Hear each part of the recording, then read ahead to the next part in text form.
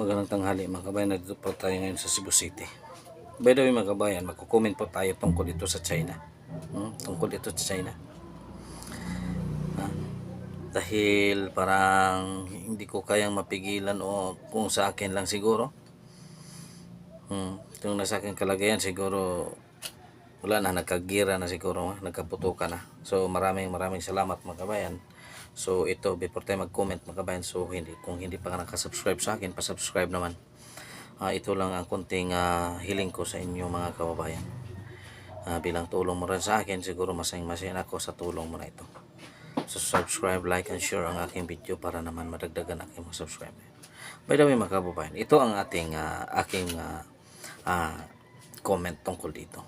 Kung kayo mga kababayan sa kalagayan ngayon sa Pilipino Marine sa Ayaw Mention, anong makikita ninyo? Siguro masasaktan din kayo dahil sila ang nagprotektar sa ating bansa. Dahil sila nandyan, sila handang magpamatay para sa ating bayan.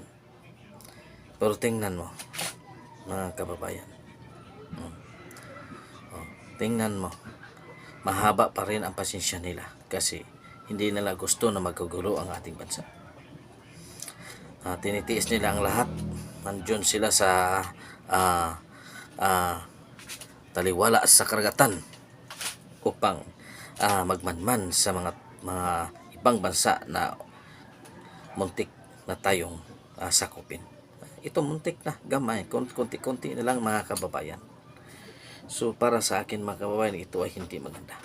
Binigyan ng pagkain, binigyan ng resupply mission, pero ito inagaw ng China Coast Guard at tinitingnan pagkatapos itinapo lang sa karagatan. Dahil itong China, mahilig talaga mambubuli mga kababayan. Mahilig talaga ito. Pero wala pang napatunayan. Samantala, tayong mga Pinoy, marami nang napatunayan. Marami nang mga patunayan. Battle of Yultong sa South Korea. Tingnan mo. Anong nangyari? 1,000 soldiers versus 10,000. Ganyan, karami sila mga kababayan. Pero tingnan mo.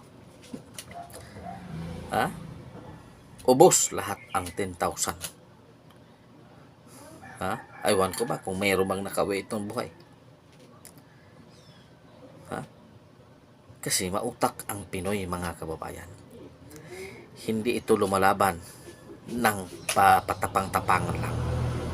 Utak ang ginagamit nito. Kahit sinong bansa talaga magagalit nito at magagalit sa ginagawa ninyo. Huwag naman ganyan. Hindi inyo yan, sa amin yan.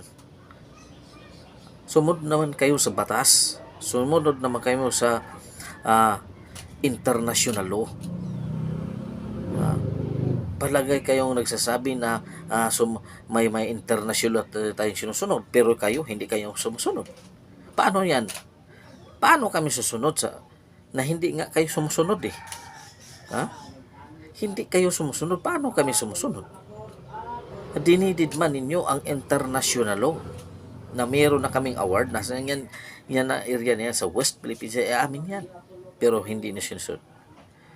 Hihintayin ba natin ito? Hihintayin ba natin na magkaroon ng hindi magandang pangyayari? Ganun ba? Kayo wala pa kayong napatunayan na talagang napakagaling ninyo sa ganyang klaseng mga bagay. Pero samantalang Pilipinas, marami nang pinapatunayan. Marami na. Paano yung imbensyon niyo? Na hindi naman pang matagalan. Marami nga kayong mga magic invention, pero hindi naman pang matagalan.